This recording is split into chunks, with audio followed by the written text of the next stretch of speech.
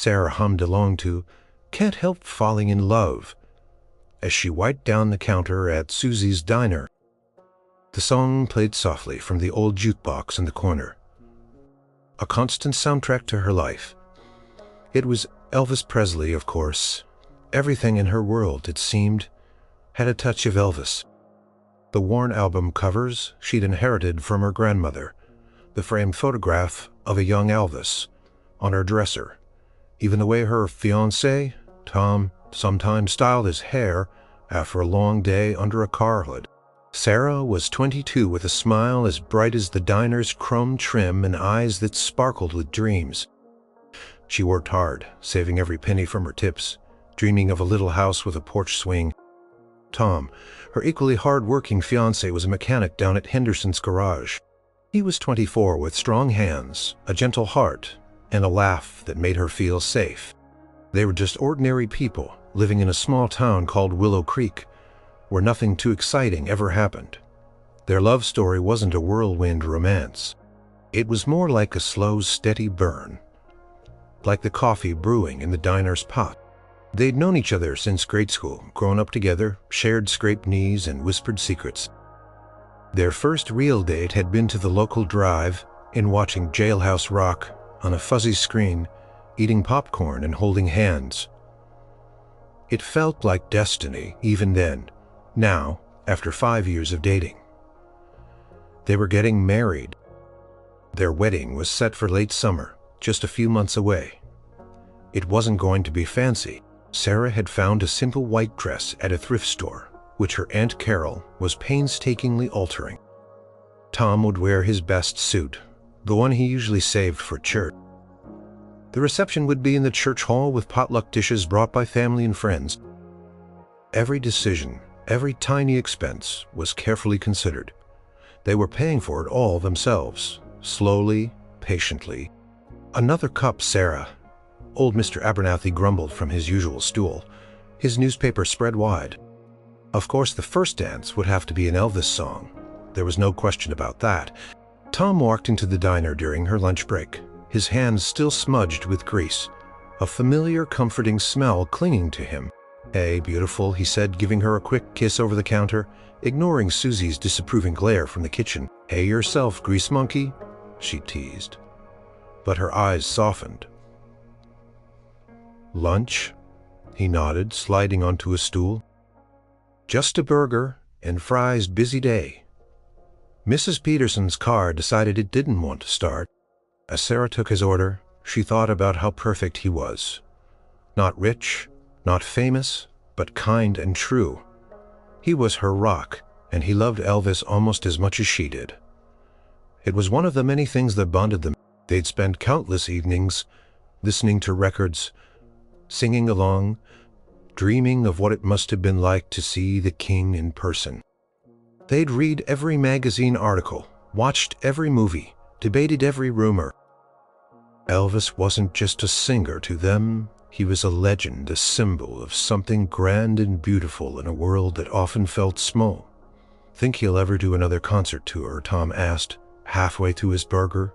"Just once. I'd love to see him, even from the back row." "Old Tom, I wish, but he's so busy with the movies and everything, and the tickets would be impossible." "We're lucky to have his records, aren't we?" Tom smiled. "We are better than nothing. Maybe one day we'll make a trip to Memphis just to see Graceland." That was their big dream, their impossible fantasy honeymoon, a trip to Graceland. But it was just a fantasy. Airfare, hotels, food, it all seemed like an insurmountable sum. Their honeymoon would probably be a weekend trip to a lake a few hours away, if they were lucky, and that was okay. They had each other. Later that evening, after the diner closed and Tom had gone home to clean up, Sarah sat at her small writing desk. She pulled out a fresh sheet of paper, her favorite pen, and a special envelope. For weeks she'd been thinking about it, a crazy, impulsive idea that had blossomed in her heart. She began to write, her pen scratching softly on the paper. "Dear Mr. Presley, my name is Sarah Miller, and I'm writing to you from a small town called Willow Creek. I know you must get thousands of letters, but I felt like I just had to share something with you.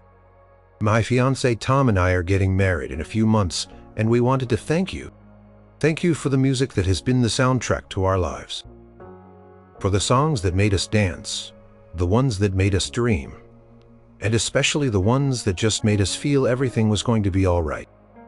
Our first date was watching one of your movies, and we're planning to dance our first dance as husband and wife to one of your beautiful ballads. We're not rich, Mr. Presley, just ordinary folks.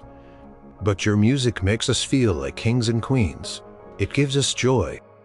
We might not be able to afford a big fancy wedding or even a honeymoon to Graceland, which is our biggest dream, but we have each other. And we have your songs. Anyway, I just wanted to say thank you for being you. You've brought so much happiness to so many people, including Tom and me. We wish you all the best. Sincerely and with great admiration, Sarah Miller, soon to be Sarah Henderson.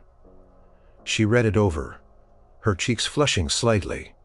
It sounded a bit silly, maybe even naive, but it was honest. She folded the letter carefully, slipped it into the envelope and addressed it to Elvis Presley, Graceland, Memphis, Tennessee. She knew it would likely just disappear into the mountain of fan mail, never to be seen by the king himself, but sending it felt good. It felt like sending a little piece of her heart out into the world, a small tribute to the man who had unknowingly been such a large part of her, and Tom's quiet, beautiful dream. She licked the stamp, pressed it firmly, and placed the letter by the front door, ready for the morning mail. Little did she know that humble letter sent with such pure intentions from a small town in the middle of nowhere was about to set in motion a chain of events that would turn their modest wedding plans into something truly unbelievable. Miles away in the bustling city of Memphis, Tennessee, Graceland stood as a monument to its king. Inside the daily operations of Elvis Presley's empire whirred with activity. Fan mail arrived by the sackful, hundreds, sometimes thousands of letters a day from every corner of the globe. Most were handled by a dedicated team of secretaries and assistants, sorted, logged, and often responded to with pre-printed photographs or standard replies. It was a well-oiled machine necessary to manage the overwhelming affection of his millions of fans. Today it was Patricia's turn to sort through the latest batch of letters. Patricia was a seasoned professional, efficient and organized, but she also had a knack for spotting the truly unique ones. She knew which letters Elvis might genuinely want to see. The ones that stood out from the crowd of declarations of love, autograph requests, or desperate pleas. She looked for sincerity, for a touch of genuine human connection that transcended mere phantom. She worked her way through a large pile, her practiced eye-scanning envelopes, her hands moving quickly. A thick envelope from a fan club in Japan, a bright pink one from a teenage girl in California, a formal-looking one from a charity organization. Then she picked up a plain white envelope. The handwriting was neat, slightly old-fashioned, and the return address was a small town she'd never heard of, Willow Creek. Patricia opened it carefully, pulling out the folded sheet of paper as she began to read. Her eyebrows subtly lifted. It wasn't a demanding letter.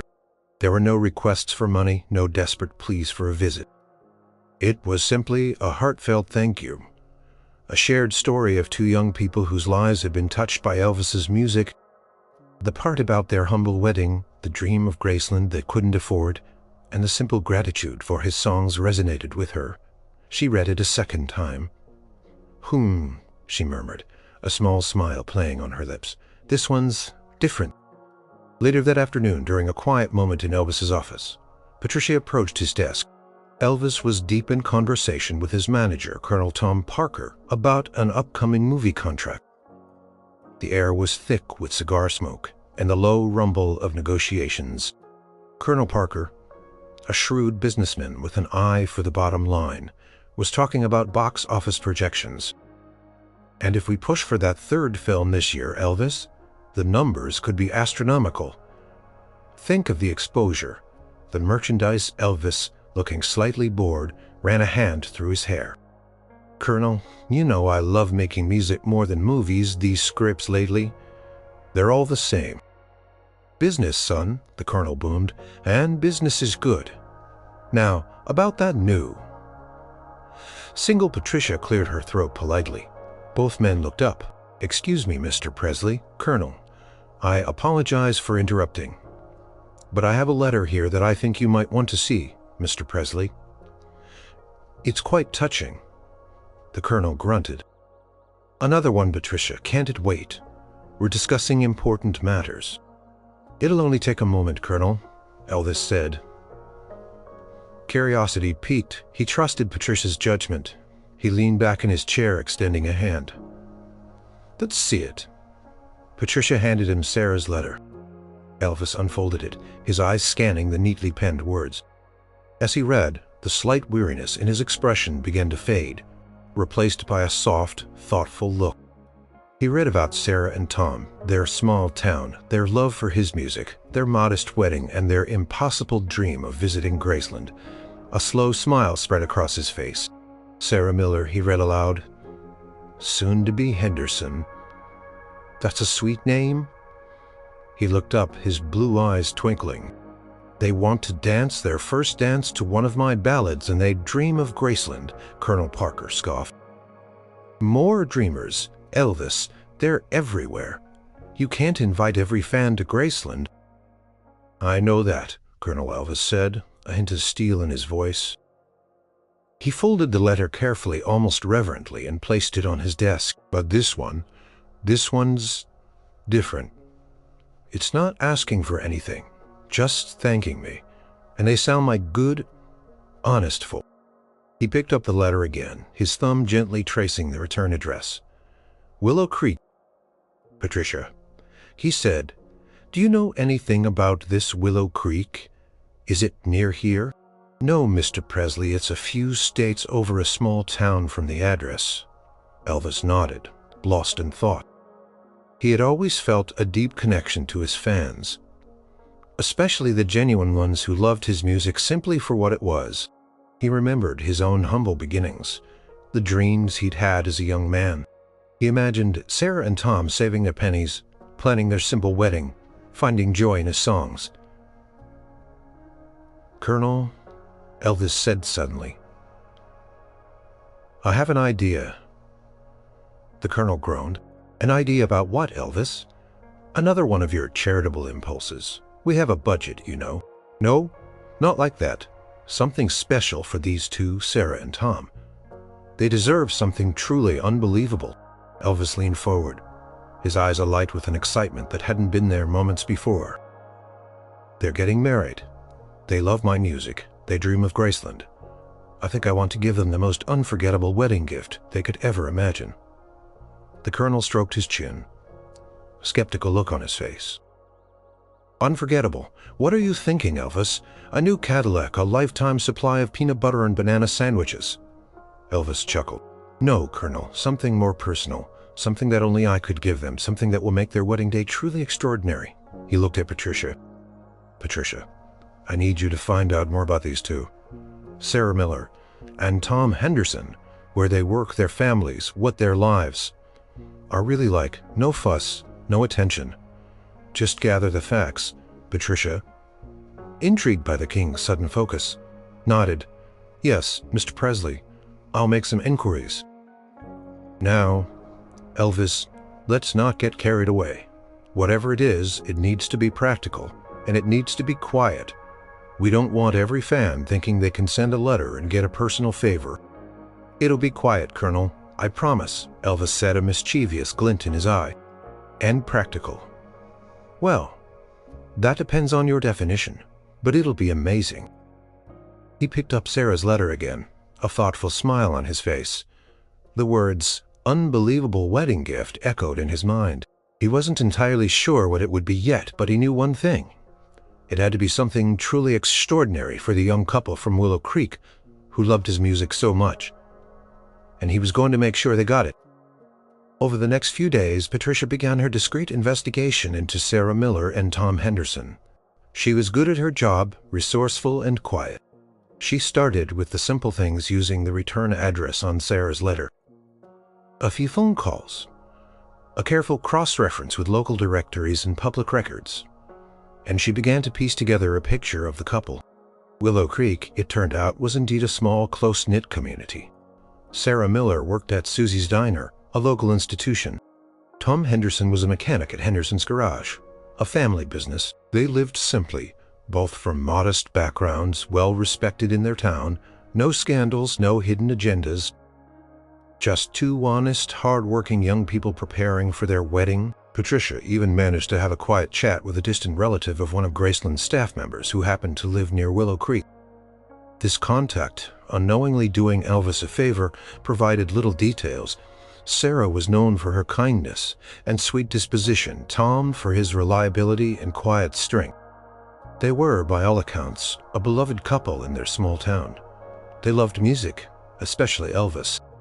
They were saving up for their wedding, doing most of the preparations themselves. Every piece of information reinforced Elvis's initial feeling. These were genuine people. They weren't looking for fame or fortune. They were simply fans who found joy in his art. This made his desire to do something for them even stronger. Elvis received Patricia's reports in daily summaries.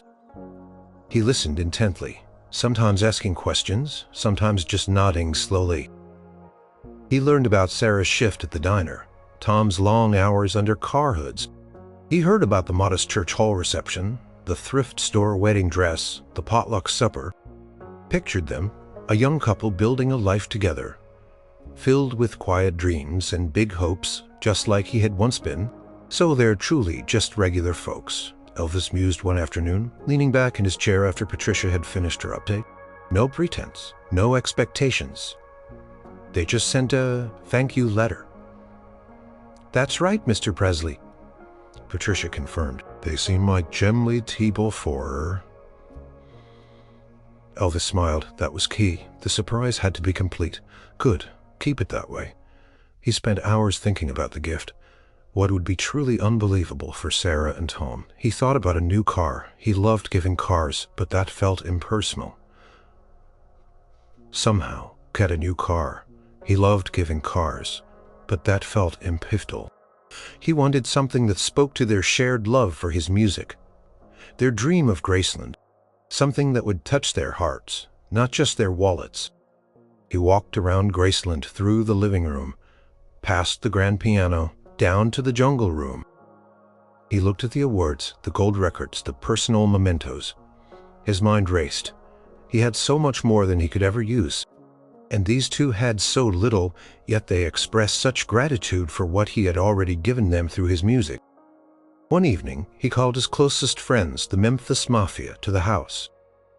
Red West, Joe Esposito, Marty Lacker, the men he trusted with his life and with his secrets. They gathered in the basement. Room, the pool table, usually the center of their activities, now pushed to the side. All right, fellas, Elvis began, his voice low and serious. I need your help with something important, something very special. It's about a couple, Sarah and Tom. They're getting married in a few months. Salt of the earth people, real fans. He recounted the essence of Sarah's letter, the couple's humble plans, their love for his music, their wistful dream of visiting Graceland. I want to give them a wedding gift, he stated, but not just any gift. Something truly extraordinary, something they'll never forget, something nobody else could give them. Red, always practical, scratched his head. So, like, what are we talking? A car? A trip? More than that, Red, much more, Elvis said, pacing the room. They dream of Graceland. They dream of my music. I want to combine those dreams. I want to give them the honeymoon they could only ever imagine. Joe Esposito, ever the organizer, leaned forward. A honeymoon. So we arrange a trip, pay for everything, a nice hotel, fancy meals. That's just the start, Elvis replied, his eyes gleaming. I want them to have the full experience, first-class travel, the best hotels, whatever they want to see, wherever they want to go. But it has to culminate here, in Memphis, at Graceland. The room went quiet, Elvis inviting fans to Graceland not for a public tour, but for a private, personal care of. You mean they come here, Marty Lacker asked slowly, trying to process, to Graceland, and they meet you Yes, Elvis confirmed, a determined glint in his eye. And not just a quick handshake. I want to give them something truly unforgettable when they're here. Something that will be just for them. Something that ties into their love for my music. He stopped pacing, looking at each man. His friends looked at each other, then back at Elvis. They knew when he was serious. And when he had that particular look in his eye, there was no stopping him. "All right, E," Red said, a grin spreading across his face. "You got it, an unbelievable wedding gift, top secret. Sounds like fun." "All right," Joe added, already mentally mapping out the logistics. "Where do we start? Travel arrangements, hotel bookings. How do we even get the gift to them without giving away the surprise?" Elvis smiled. "That's where the real challenge begins. But I have a few ideas. This is going to be the most special wedding gift ever given for two people who truly deserve it." The planning had begun. The king's generosity was about to manifest in a way no one, least of all Sarah and Tom, could ever anticipate. The stage was being set for a secret mission, one that would redefine unbelievable: the Memphis Mafia. Elvis's loyal inner circle of friends and bodyguards gathered again, this time in the quiet solitude of the music room at Graceland. Grand piano sat silently in the corner, a testament to countless jam sessions. Tonight, however, the focus was on logistics, not melodies. "Okay, gentlemen," Elvis began, a glint of excitement in his eyes. "Operation Unbelievable Wedding Gift is a go.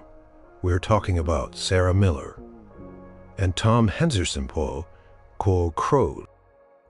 Joe Esposito, Elvis's road manager and all around. Organized force had a notepad ready. So, the core idea is a dream honeymoon, culminating in a special experience here in Memphis. How lavish are we talking for the honeymoon itself? First class all the way," Elvis declared. "The best hotels, the finest food, anything they want to see. But the destination needs to be carefully chosen. Something that sets the stage for the Memphis finale." Red West, a strong and quiet presence, chimed in. "What about Paris or Rome? A classic, romantic honeymoon spot." Elvis considered it. Good ideas. "Red, but it needs to feel connected to it, somehow. Something that builds anticipation for the Graceland visit. Maybe somewhere in the States first. Like a grand tour leading up to Memphis." Marty Lacker, one of Elvis's close confidants, spoke up. "What if it's a tour of music history? Nashville, New Orleans, then Memphis. That ties into their love for your music, E."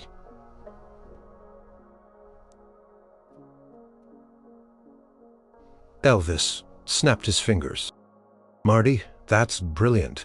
Nashville Country Music Hall of Fame, New Orleans jazz, the birthplace of so much, and then Memphis rock and roll, blues, and Graceland. Perfect.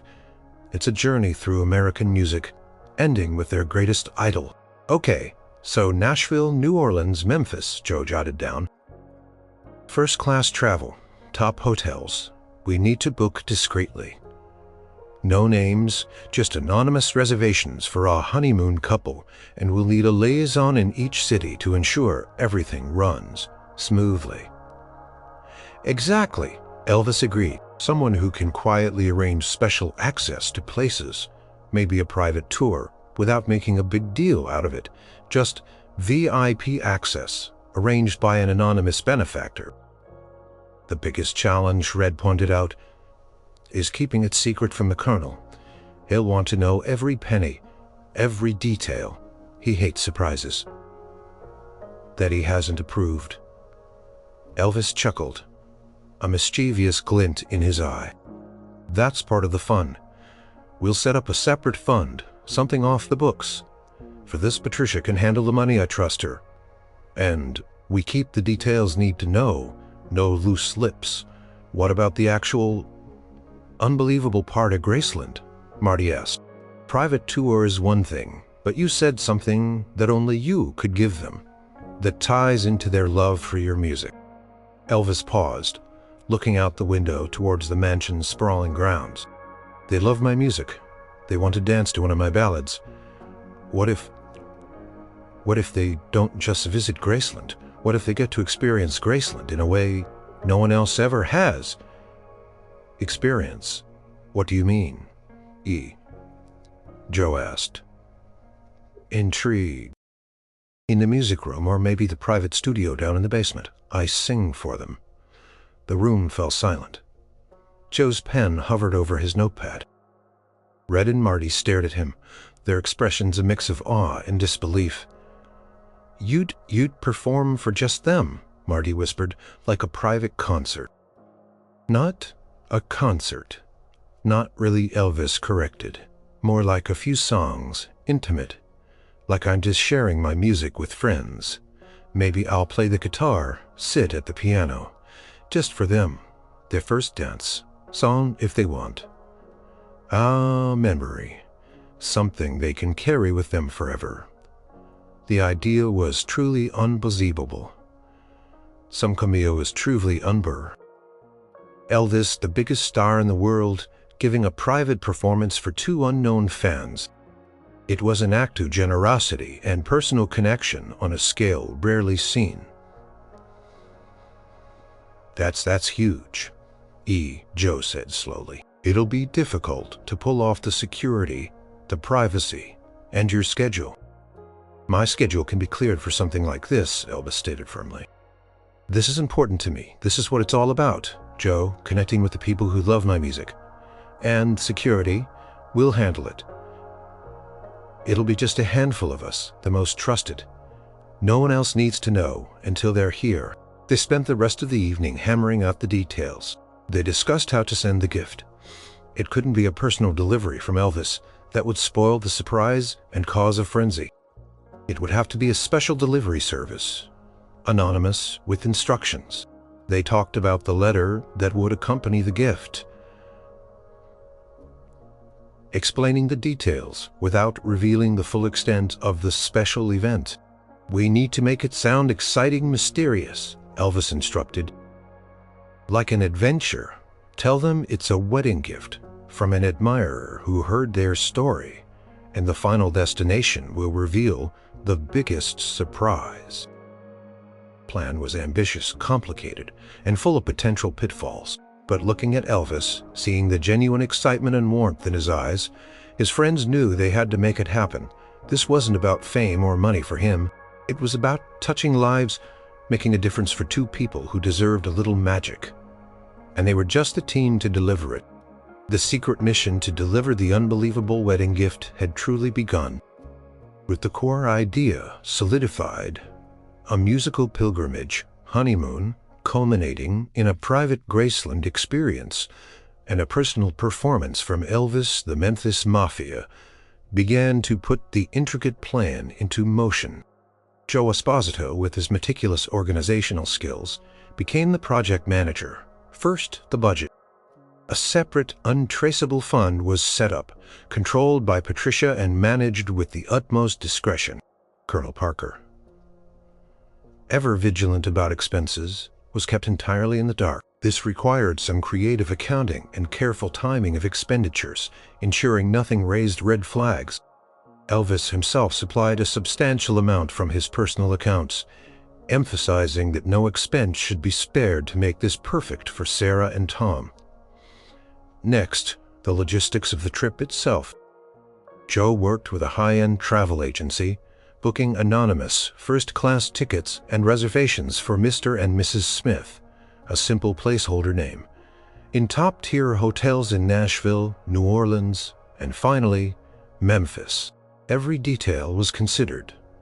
Private cars for airport transfers, suites in the best hotels, reservations at renowned restaurants.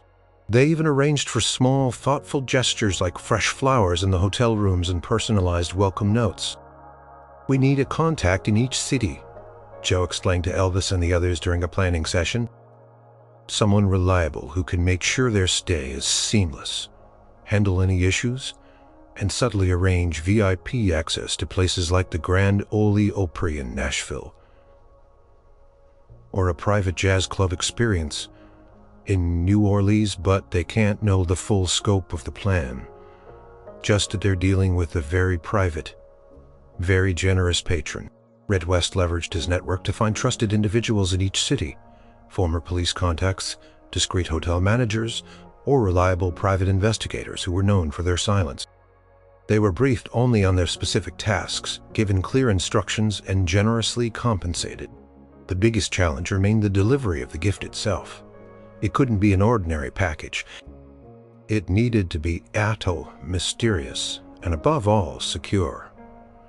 "We can't just mail them tickets," Marty Lacker said. "It has to feel like a grand gesture, something special that will make them immediately understand. This is big." Elvis mused. "What if it arrives during the wedding reception, like a final, spectacular moment of their special day?" Joe nodded. "That's good dramatic. We could arrange for a special courier service, someone discreet, dressed formally, who just delivers a large ornate box at a specific time." They designed the box, a custom-made, velvet-lined wooden chest, locked with a small, elegant key. Inside, nestled on satin, would be the meticulously prepared documents: the first-class plane tickets, the hotel vouchers, detailed itineraries for Nashville, your Memphis surprise, and, of course, the letter. "The letter needs to be perfect," Elvis insisted. "It has to be personal, warm, but keep the biggest secret. It explains that it's a gift from an admirer who heard their story and was touched. It congratulates them, will lead to an unforgettable experience, but no mention of me, not the Rent-for-Decal experience, but no mention of me, not directly." Patricia was tasked with drafting the letter carefully, choosing words that conveyed warmth and generosity, without giving away the royal sender or the ultimate surprise. Took several revisions, with Elvis himself making suggestions, ensuring it struck the right tone. "And a small memento from Graceland," Elvis added. "Something to hint at the final destination but not give it away completely. A small, beautifully crafted keychain with a subtle G on it, or a bookmark with a drawing of the gates. Something simple, elegant." Marty suggested a small silver-plated music note pin engraved with the words, "With thanks, from a friend." Elvis loved the idea. As the wedding day approached, the team worked tirelessly, fine-tuning every detail. There were minor snags, of course. A hotel in Nashville briefly overbooked, requiring a quick, discreet call to secure an even better suite. The special courier service needed extra assurance of discretion, but everything was overcome with efficiency and dedication. One afternoon, Elvis was practicing in his private studio, working on a new song. He paused, a thought striking him. He called Joe. "Joe, when they get to Memphis for the final surprise, I want to make sure the music room is ready, and the studio fully prepped, sound system perfect, and," he added, "I want to have a small, beautifully bound songbook ready for them, with the lyrics to some of my songs, especially the ones they mentioned, and maybe a few others that mean a lot to me, as a keepsake." Joe, already overwhelmed by the sheer scale of the plan, smiled. "You got it, E. A songbook. Personal touches, got it?" The team's dedication stemmed from their loyalty to Elvis, but also from seeing the joy this project brought him. He was truly invested, pouring his heart into creating this gift. He wasn't just the king of rock and roll. He was a man with a big heart, touched by a simple letter from two ordinary people. Back in Willow Creek, Sarah and Tom were blissfully unaware of the incredible machinations unfolding hundreds of miles away. They were busy with final dress fittings, sending out invitations, and tasting cake samples. Their biggest worries were whether Aunt Carol would finish the alterations in time, and if the local band would learn their chosen first dance song, a specific Elvis ballad, of course. They continued to save their pennies, dreaming their humble dreams, completely unaware that a king was preparing a gift that would turn their entire world upside down. The stage was set, the players in position, All that remained was the perfect moment for the unbelievable gift to make its grand entrance. Back in Willow Creek, the early summer air was thick with the scent of honeysuckle and the joyful anticipation of Sarah and Tom's wedding. Their modest home, a rented cottage with a small overgrown garden, buzzed with activity. Sarah's mother, Martha, bustled about making lists and tying ribbons, while Tom's father, Robert, patiently fixed a leaky faucet in the kitchen. Sarah, despite the mounting stress of last-minute preparations, felt a deep sense of happiness. Her wedding dress, finally finished by Aunt Carol, hung carefully in the spare room, a vision of simple elegance. Tom, ever practical, was focused on getting their old sedan running perfectly for the drive to the church, making sure it wouldn't break down on their big day. "Are you sure about the hydrangeas, honey?" Martha asked Sarah, holding up a small bouquet of blue and white flowers. "They're lovely, but a bit more expensive than the daisies." "They're perfect, Mom," Sarah insisted gently. "They'll look beautiful in the church. We can cut back on the cake decorations." Every decision was a negotiation, a careful balancing act between their desires and their tight budget. They spent hours poring over catalogs, looking at rings that were just a little out of their reach, sighing over honeymoons to exotic places they could only dream of. "Imagine," Tom said one evening, lying on the worn rug in their living room, an Elvis record spinning softly on the old phonograph. "Just imagine walking into Graceland, seeing his home, his piano. Can you even picture it?"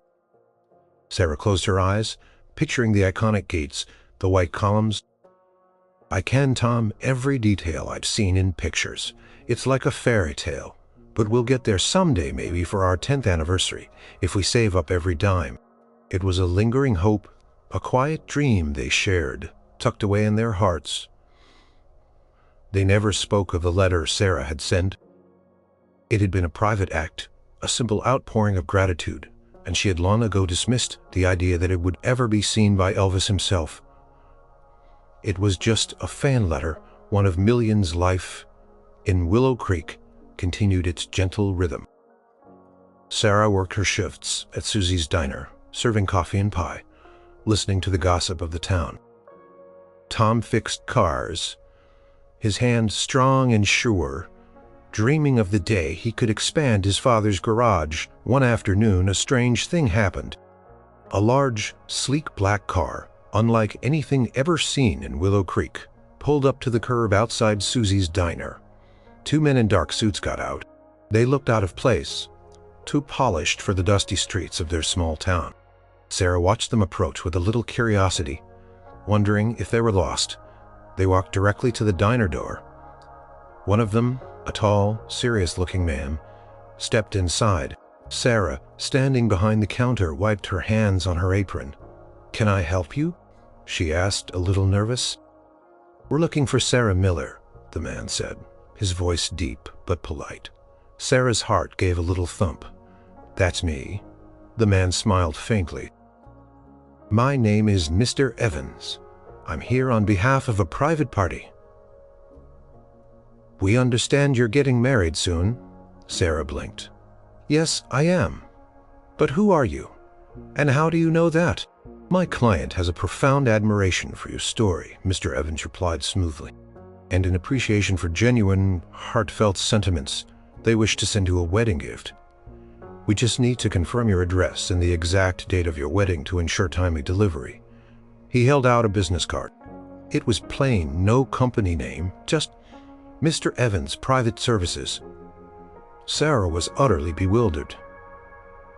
"A gift from an admirer? Who?" "I'm afraid my client prefers to remain anonymous."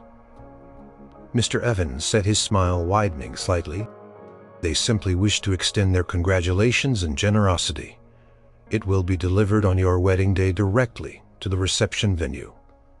We just need to be absolutely certain of the details." Sarah, still reeling, gave him the church hall address and a wedding date. She tried to press for more information, but Mr. Evans was politely evasive. He confirmed the details, wished her a lovely wedding, And then, as quickly as they had arrived, he and his associate returned to their black car and drove away, leaving Sarah staring after them, completely dumbfounded. "What was all that about, dear?" Susie asked, emerging from the kitchen, flour dusting her apron. I don't know, Susie," Sarah stammered. "Some anonymous admirer wants to send a wedding gift. They just needed the address and date," Susie scoffed. "Anonymous admirer? Probably. Some prank. Don't you worry about it. Back to work. We've got orders to fill. A prank, maybe, or some distant relative she didn't know about. It was strange, certainly. She told Tom about it. That evening, he was equally puzzled. Anonymous admirer." Tom chuckled.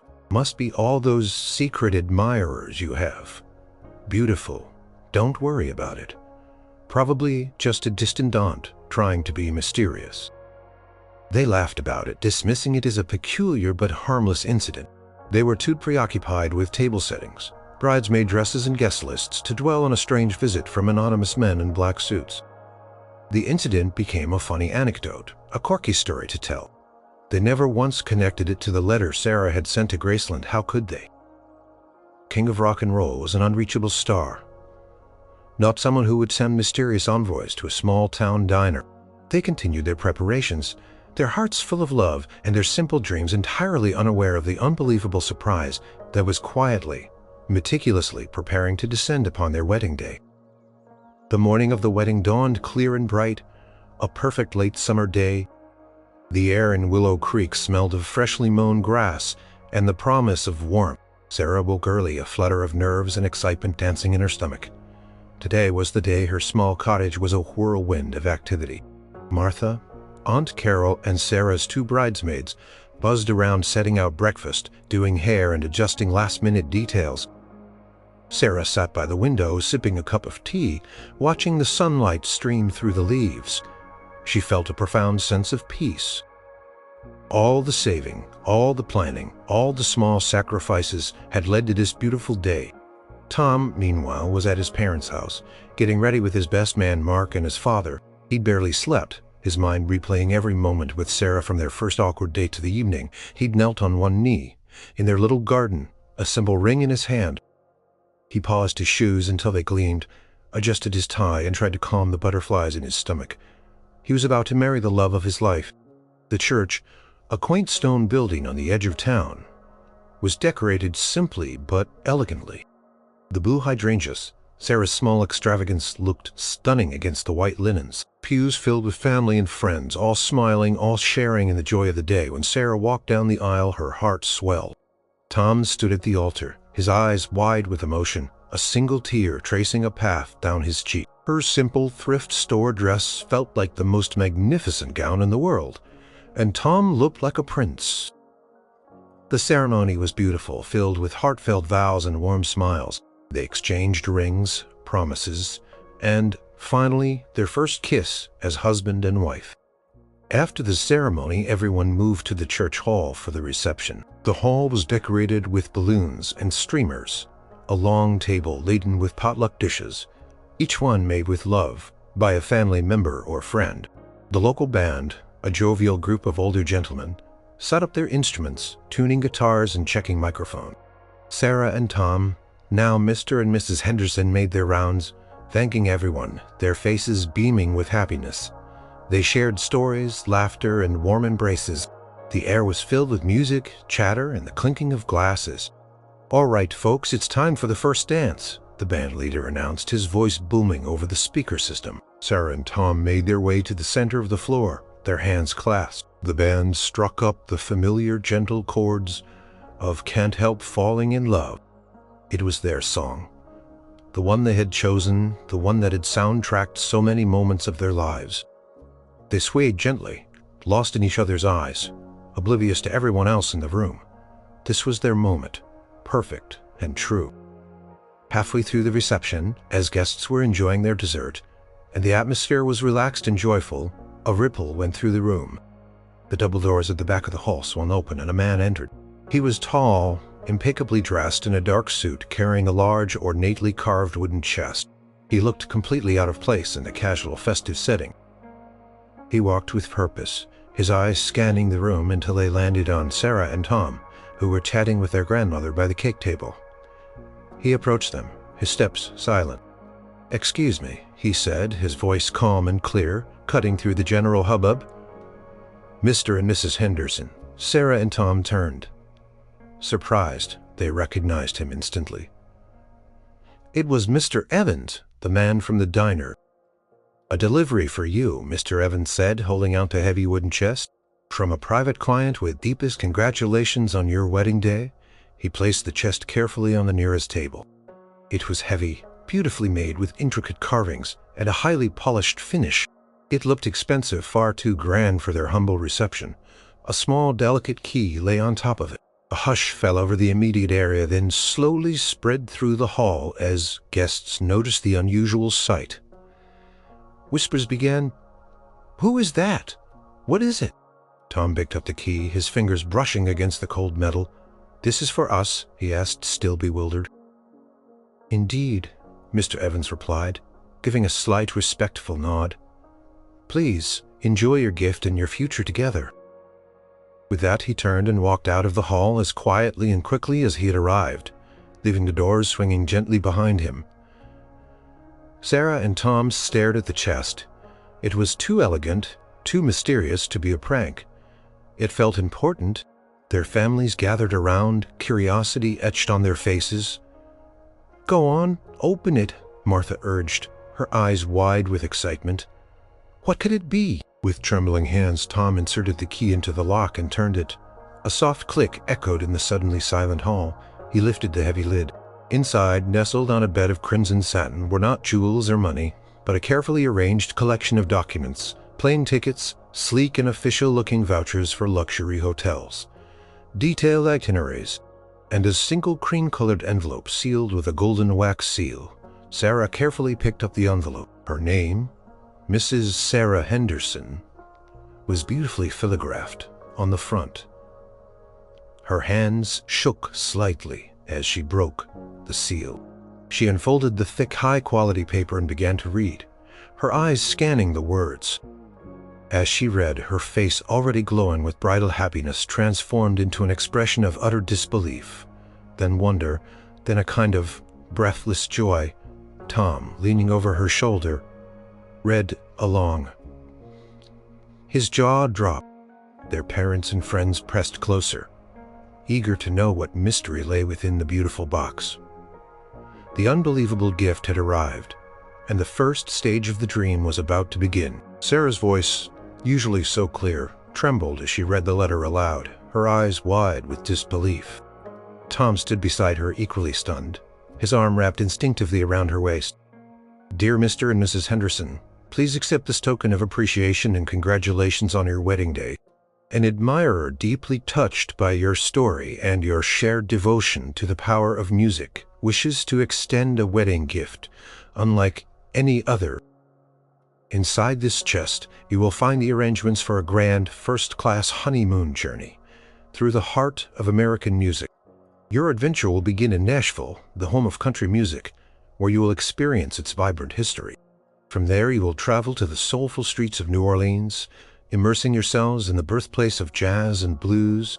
Each stop has been carefully planned for your comfort and enjoyment, with the finest accommodations and experiences awaiting you. All expenses from your travel to your meals have been taken care of. Your journey will culminate in Memphis, Tennessee, where a final, very special surprise awaits you. This last experience has been designed to be truly unforgettable, a moment unique to you both, and one we believe will be deeply meaningful, given your shared passion. Consider this a small way of giving back to those who truly appreciate the joy and spirit that music brings to our lives. We wish you a lifetime of happiness, harmony, and love with the warmest regards. A friend. The letter was signed simply, "A friend." But it was clear this was no ordinary well-wisher. Tucked beside the letter was a small, exquisitely crafted, silver-plated music note pen engraved with the same words. "With thanks from a friend." The silence in the church hall was profound. Guests stared, mouths agape. Martha gasped, covering her mouth with her hands. Robert, Tom's father, slowly removed his glasses, wiping them with a handkerchief as if to make sure he was seeing clearly. Nashville, New Orleans, first class. Tom finally managed to croak out, his voice barely a whisper. All expenses paid. Sarah looked at him, her eyes shining with unshed tears, and a special surprise in Memphis. They looked at each other, then back at the contents of the box. Tickets were laid out meticulously. Not just any tickets. They were first-class air tickets, bearing the names Mr. Thomas Henderson and Mrs. Sarah Henderson. There were vouchers for the Grand Hyatt in Nashville, the Roosevelt in New Orleans, detailed, elegant itineraries, listed private tours, reservations at exclusive restaurants, and even tickets to a show. At the Grand, unbelievable. "'Has to be a joke," someone whispered from the crowd. "But who would prank them like this?" another voice countered. "And pay for all this? Do you remember that man who came to the diner?" Sarah asked Tom, her voice still shaky. "Mr. Evans," he said, "an anonymous admirer. This has to be it. But who on earth would be so generous?" Tom wondered aloud. Picked up one of the plane tickets, feeling the thick, luxurious paper. This was real. Martha, usually so practical, was now weeping openly. My goodness, this is a miracle. Robert, ever the skeptic, took a closer look at the documents. He picked up the pen, examining the engraving. "This is very high quality," he murmured, "and no mention of who, no signature." He looked at Sarah and Tom. "Are you sure you want to accept something like this, kids? From someone you don't know? Who cares who it is?" one of Tom's groomsmen exclaimed. "It's a free honeymoon, a fancy one." Sarah clutched the letter to her chest. "But they said they were touched by our story and our shared devotion to music. Could it be? Could it possibly be?" She looked at Tom, a thought forming in her mind too wild to even speak aloud. Tom met her gaze, and in his eyes she saw the same impossible thought mirroring her own. The fan letter, her dream of Graceland, the anonymous friend. It seemed utterly impossible, completely insane, but a tiny, hopeful spark ignited within them both. They spent the rest of the reception in a daze. The celebratory atmosphere shifted to one of joyous astonishment. Everyone wanted to see the tickets to touch the velvet box. Sarah and Tom tried to explain the mysterious Mr. Evans, the anonymous benefactor, but they were as confused as anyone. As the evening wound down and guests began to leave, carrying their potluck dishes and sharing excited whispers, Sarah and Tom sat together amidst the scattered plates and deflating balloons. The wooden chest opened before them. "Nashville," Sarah whispered, tracing the words on the itinerary. "New Orleans. And then Memphis. Our dream. Someone heard about it." "But who?" Tom asked again, shaking his head in wonder. "And why us?" Sarah picked up the little music note pin, running her thumb over the smooth, cool metal.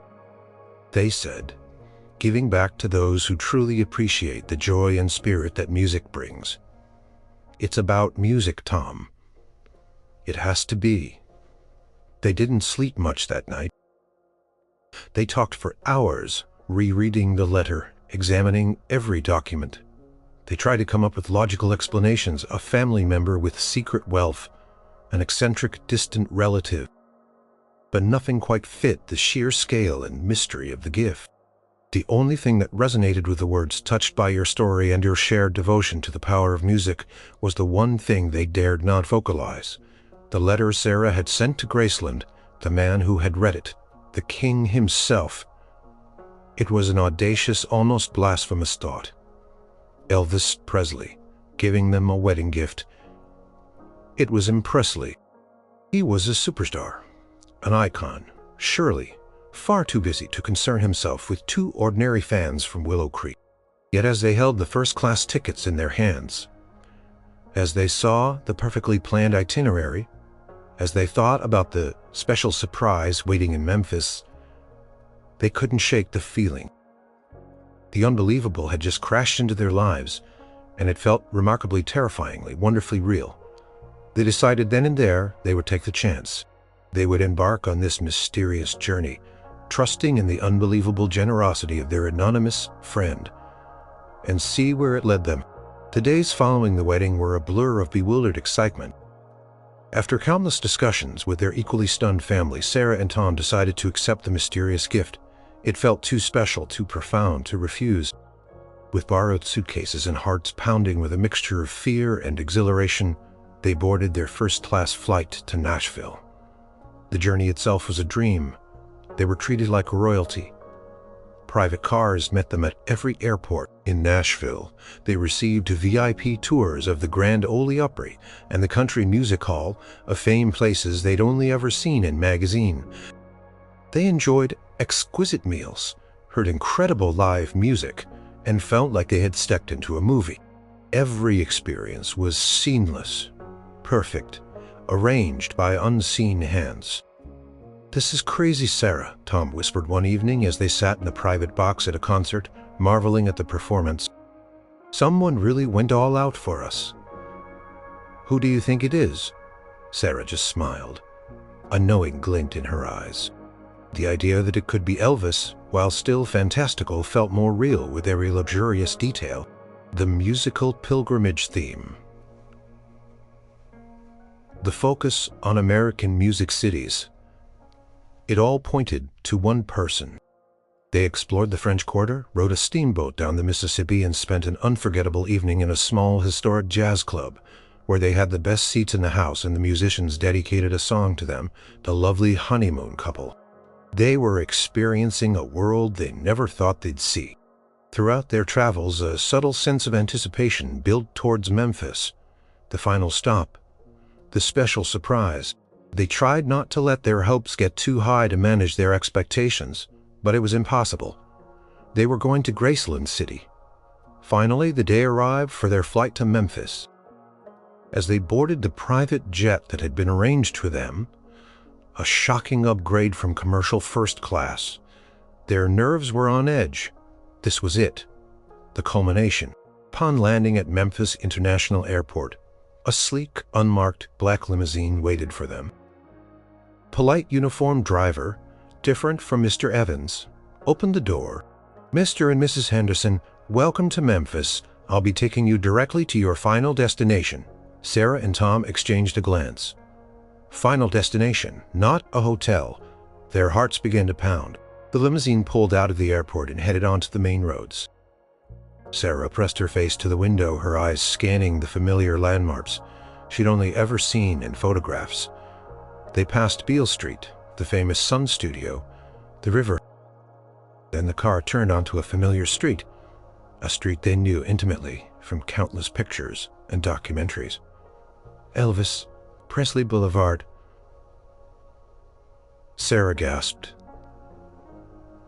Tom gripped her hand tightly. The limousine slowed, turning into a majestic stone entrance. The gates, the famous iconic gates of Graceland. "Oh my God," Sarah whispered, tears blurring her vision. The gates, usually guarded by staff, slowly swung open. Car drove through up the long winding driveway, past the sprawling lawns and majestic trees, until it came to a gentle stop directly in front of the grand white mansion.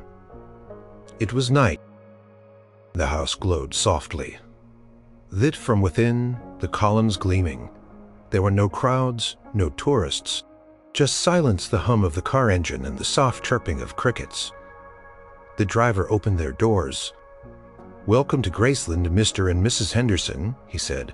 "Someone is waiting for you." Sarah and Tom stepped out, their legs shaky, their minds reeling. They were actually here, at Graceland, not on a public tour, but arriving like invited guests. The main door of the mansion opened, and a man stood in the doorway, tall and familiar. It was Joe Esposito, Elvis's longtime friend and road manager. He smiled warmly. "Sarah, Tom, welcome. I'm Joe. Please come in." They walked towards the door as if in a dream, stepping over the threshold into the legendary home of Elvis Presley. The air inside was hushed, filled with a sense of history and quiet grandeur. Joe led them through the living room, past the grand staircase into the music room. The room was dimly lit, except for a soft glow from the lamps and the light filtering in from outside. In the center of the room by the grand piano stood a figure, a man in a simple white shirt and dark trousers, his back to them. Looking out the large window, he turned slowly, and Sarah's breath hitched in her throat. It was him, Elvis Presley. He stood there, even more commanding. Enigmatic in person, his blue eyes warm, a gentle smile on his lips. He looked directly at them, two ordinary people from a small town who had sent a simple letter. "Sarah," Tom Elvis said, his voice a rich, soothing baritone, just like in his songs. "Welcome. I'm so glad you made it." Sarah burst into tears, happy, overwhelmed tears. Tom, speechless, could only nod, a lump in his throat. "I read your letter, Sarah," Elvis continued, stepping closer. "It touched me deeply.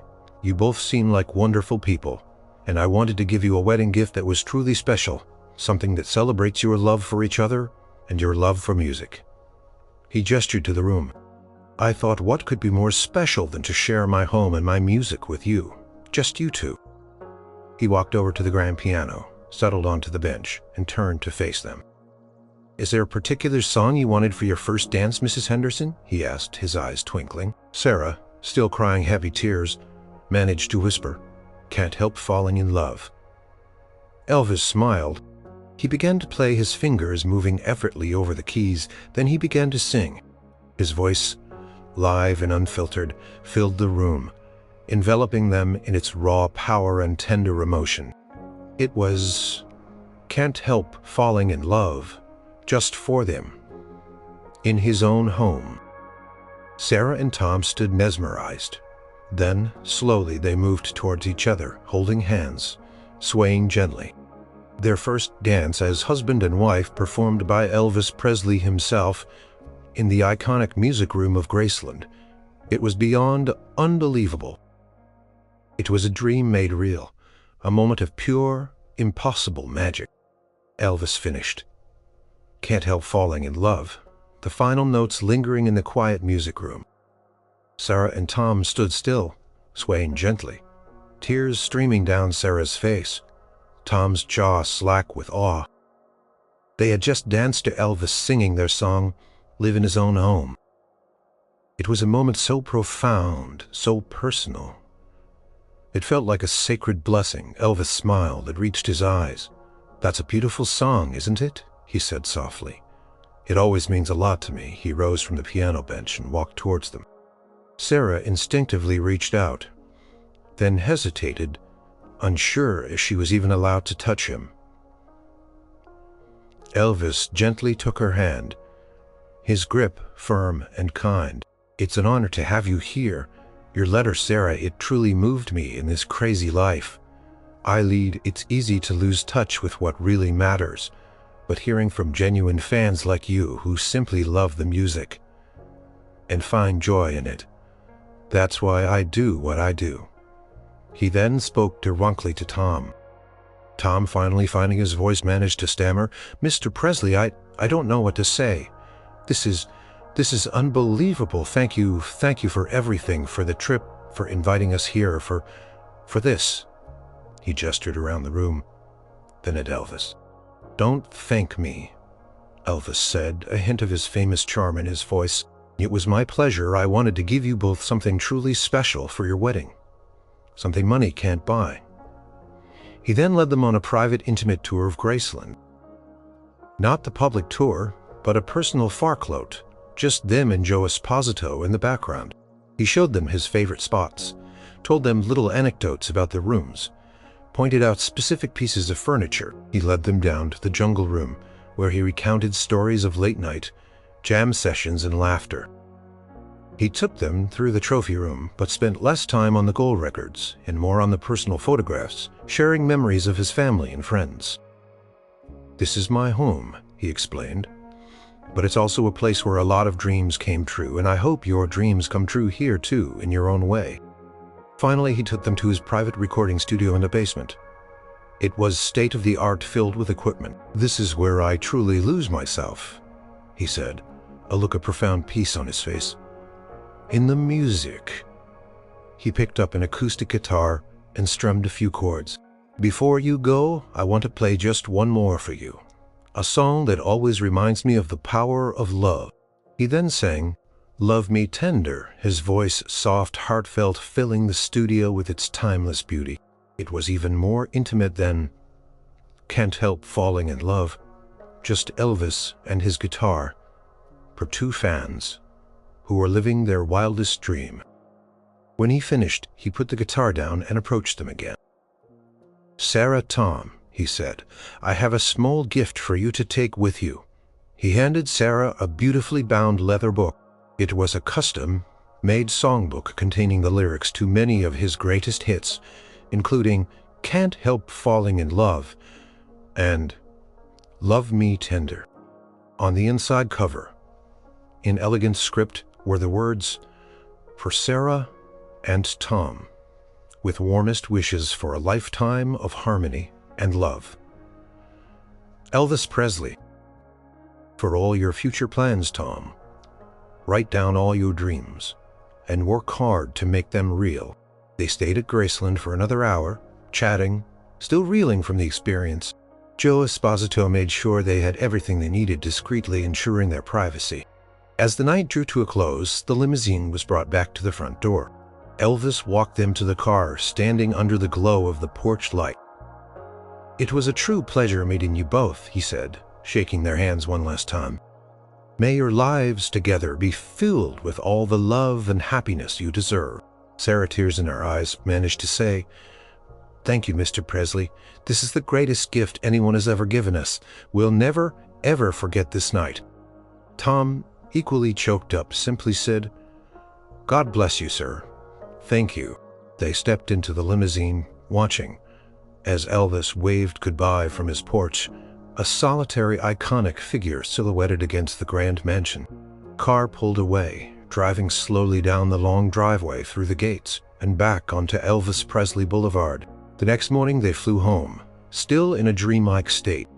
When they arrived back in Willow Creek, their families were waiting, eager to hear every detail. Sarah and Tom recounted their unbelievable honeymoon from Nashville to New Orleans, and finally, the incredible night at Graceland. They showed the songbook, the gifts, the pictures they had been allowed to take in the public areas. They shared the story of meeting Elvis, of him singing for them. Their story spread through Willow Creek like wildfire. At first, people were skeptical, then amazed. Sarah and Tom, however, remained the same humble, hard-working couple. The gift hadn't changed who they were, but it had changed their perspective. It had filled their lives with an unforgettable warmth, a deep sense of connection to something magical. They continued to live their lives simply, but with a new spring in their step. Sarah still hummed Elvis songs as she wiped down the counter at Susie's diner. Tom still fixed cars, but sometimes he'd pause, humming a melody Elvis had sung just for them. Their home, once just a rented cottage, now held the most precious of treasures: the leather songbook, the little pin, and the memory of a king's unbelievable generosity. Years later, they would still tell the story to their children and grandchildren, their voices filled with wonder. It wasn't just a honeymoon, it was a testament to the power of music, the kindness of a legend, and the enduring magic of a heartfelt letter from a small town to a king. And every time "Can't Help Falling in Love" played on the radio, Sarah and Tom would share a knowing smile, their hearts forever touched by the king's unbelievable gift.